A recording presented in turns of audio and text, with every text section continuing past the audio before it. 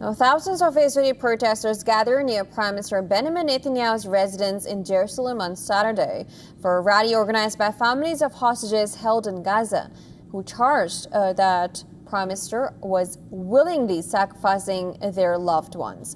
Now, unlike the past protests, the demonstration this time was held in Jerusalem, where protesters called for the release of hostages still held in Gaza and for an end to the war.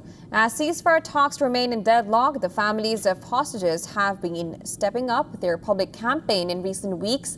The protest was organized after Israeli Defense Forces revealed a plan to take over Gaza City in north of the Strip, where some of the remaining 48 hostages are still believed to be held. Protesters in the rally accused Prime Minister Benjamin Netanyahu of willingly sacrificing their loved ones in a bid to cling to power. They carried posters and banners asking the U.S. President Donald Trump to save the hostages and chanted slogans declaring Netanyahu a traitor.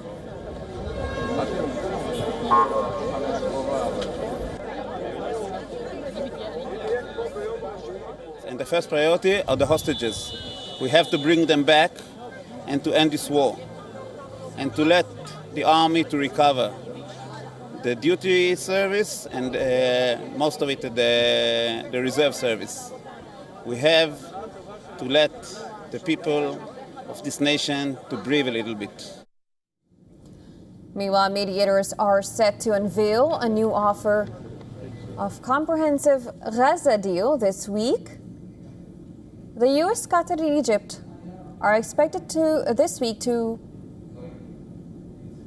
talk on a full Gaza ceasefire deal that brings all hostages home, ends the war, and replaces Hamas with a new administration running the Strip. According to the Khan public broadcaster, Israel has proposed to call off its planned offensive aimed at conquering Gaza City in favor of a real deal, ending the war and freeing the hostages. But no such offer is currently on the table. Netanyahu has declared that it will no longer entertain partial deals. Hamas has released a statement saying that the group is open to any deal that ends the war, along with the full Israeli withdrawal, unfettered access for aid and other demands. And this comes as Israeli forces continue to strike Gaza after Israel issued evacuation warnings to civilians in certain areas of Gaza City. The IDF bombed a high-rise tower that it said was being used by Hamas. The IDF said the civilians were warned in advance, but Gazans denied the claim, saying they were not given enough time to evacuate.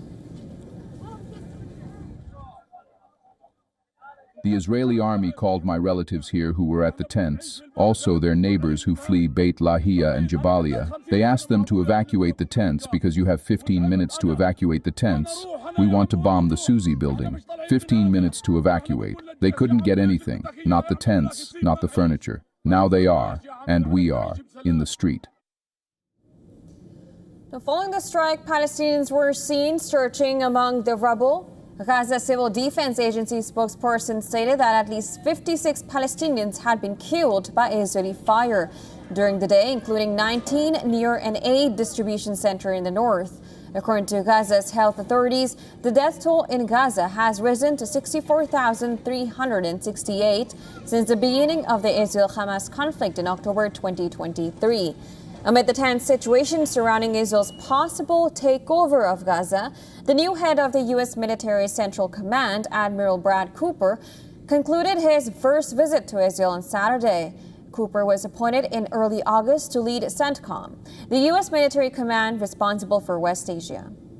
Now, a statement released by Israeli military said that the visit focused on operational cooperation between the IDF and the U.S. military that would help in maintaining regional stability and to strengthen the joint forces to address the challenges and threats in the region.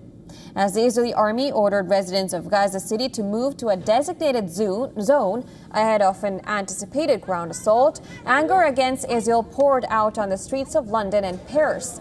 In London, the police arrested around 150 people for demonstrating in support of Palestine Action, a pro-Palestinian group banned by the UK government, while more than 1,000 people protested in Paris supporting the Palestinians.